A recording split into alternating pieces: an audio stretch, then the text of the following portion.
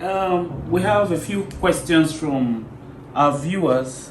The first question is it says, "Good morning, Pastor and Mrs. Isolas.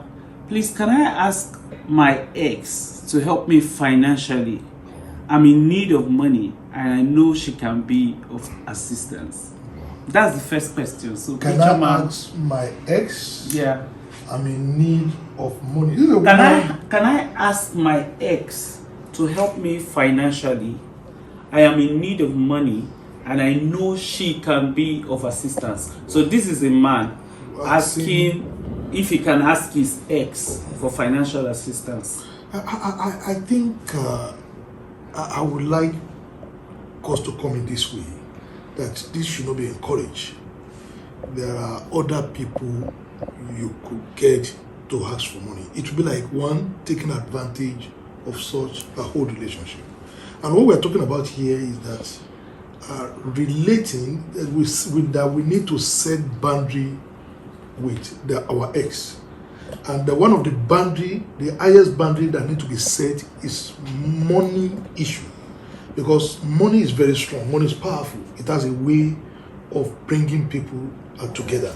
And if you are already married and you want to ask your ex money, I think it should not be encouraged. When you look at a man trying to ask a woman money when they were no longer in a relationship, can you discuss it with your wife or with your fiancé?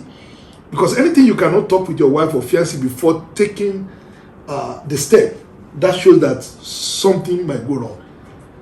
If you are opportune to ask, you will have asked. Pastor Liz, I'm talking about if you want to ask your ex for money, can you discuss? Is there a likely opportunity that such person will be able to tell his spouse? Yes, if the relationship is a kind of relationship where trust is in place. Now, trust is very important in marriage. As simple as it sounds, to me, trust is one of the most delicate principles that guides marriage. If trust is broken, that relationship is broken.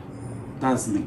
Now, if you can open up and talk to your spouse about it, because if, of course, he's saying here that is in their need, maybe the need is really, really serious. So, for me, a situation where you can ask, your ex for money is where you have talked with your spouse and both of you have one mind on that issue. You can go ahead and ask if your spouse will not be offended, because this is about your marriage. If you do it secretly and your spouse finds out, it can cause trouble in that marriage. So if there is transparency, there is honesty, maybe you can ask, but not asking consistently. That once and close the door. Because like you said, money is a force and it can cause a bond between two people. I think I differ a bit. I will not, personally, if I'm in this man's shoe, I will look elsewhere. And because if my ex is also married, and by the time she sent me money, the husband get to know, because in marriage it is expected that you are transparent. You're talking about trust. That means the people I've dated before, I've told you about them. The people you dated before, you've told me about them. That is an assumption. Now, when you now want to send money, except and otherwise, like you said, you got my permission that your ex is in need of money and you are the one that can assist. Because people take advantage. Next time they will still also ask, and they will be looking down for the opportunity to get closer. I don't agree that it's in all circumstances that someone is actually looking for an opportunity to get closer, because it may just be that they're in trouble. You know how life can be. Sometimes people get into trouble that they didn't even plan to find themselves in. So my advice is still honesty. If the other person should tell, the lady should discuss with her husband, and then the man should also discuss with his wife. If you are in trouble and you have one person to help you, and it's only your ex, I think you should continue to be in trouble. Your case will be like a man at the pool of Bathsheba for 38 years. He does not have anybody to help. Why? Because you don't have a relationship. So if you have a relationship, it shouldn't be your ex alone that is your relationship, like who has money. You got so you there. need Jesus Christ to come and just pick you and put you in the pool. That is what you got me there actually. Yeah. Well, let's assume the person is unfriendly. Well, like you said, the person should remain in trouble. Well, that should be one area to one angle to look at it from. You should show yourself friendly and have friends that can help you in time of need. But sometimes we're just trying to bring out this exception that even if you are in trouble, some certain things should be in place. Trust, transparency, honesty should be in place. And then don't go asking all the time. Ask this once. And don't go back a second time. You remember you told me a story. Yes. Of your ex that asked you for money. Yes. And then you gave to her. I did. You gave her money. She needed money, I think, for her baby or something. Yes. You gave her the money. Yes. And after a while again, 6 months later, she came back to ask again for money, and you closed the door. You understand? So that's what we're saying here. If you are in need, and probably that's the only person to reach out to, it's okay to go once. But going a second time. Do you know one funny thing about me, Pastor Lee, is that in relation to this, all the ladies I knew before I met you, I don't have their name on my contact. That's exciting. I don't, because when you have a bobo that does not have any ex on his phone, and it's deliberate. Fine man like you. It's deliberate. So if you call, it's going to be like a plain number. And after asking discussion, that name cannot reflect, because we had a relationship. When we are talking about ex, it means you had relationship. You had, and there are different kind of relationship. Like I was saying that there are some ex that you met or you have had a relationship with. You had a formula to whether their sex life, formula to their emotional life, and their husband might not get that key even in the next 10 years. You can imagine meeting within short time can open. The devil is very wicked. The Bible says the devil, the heart of man is desperately wicked. Look at it. Some people come like scorpions, come like snakes to enter you. So you don't even give the room. So if you need to help from far. I'm not saying you shouldn't help, but when you offer such help, please distance yourself, because some people can use that opportunity to destroy your marriage. I like that. Yeah. Help from a distance. Help from a distance.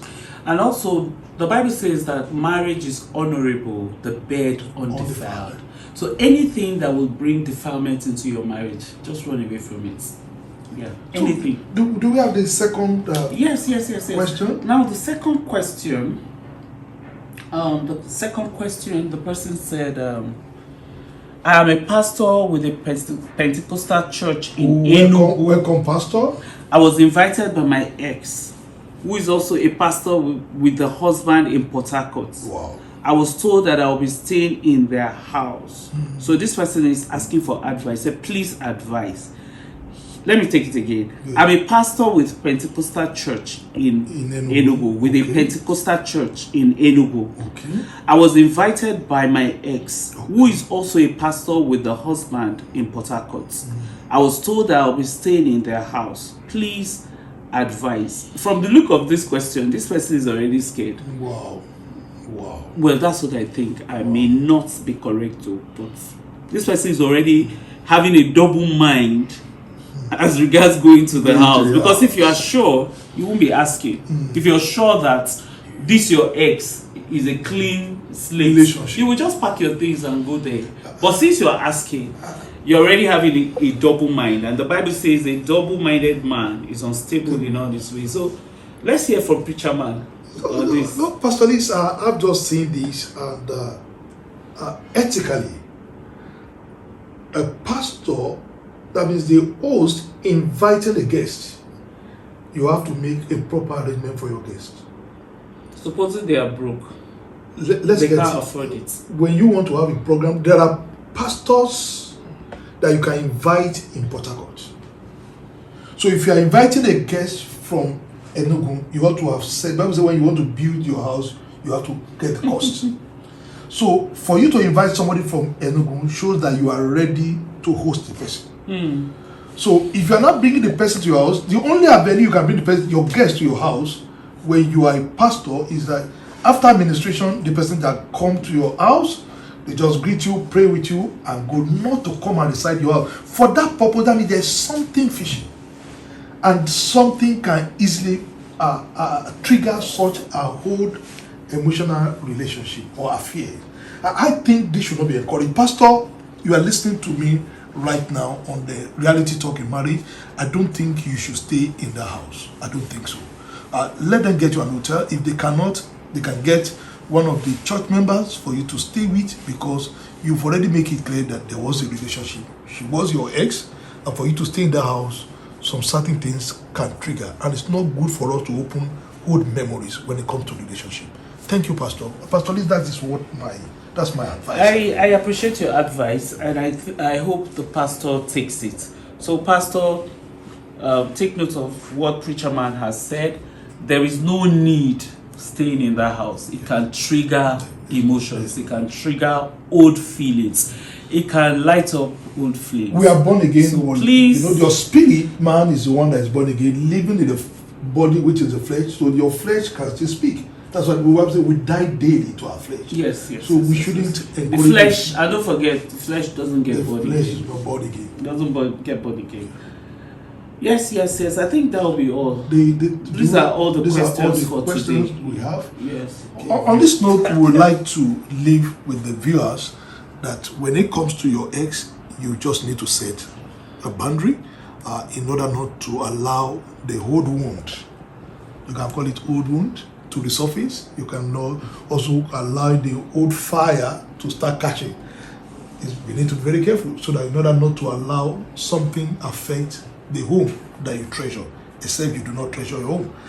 For now, some of us might look at it that, no, I can cope with it. We are doing fine. I knew but it could bring distrust when your husband or your partners, your wife, or even children begin to interpret this in a wrong way. Please, let's take note of this. God bless you.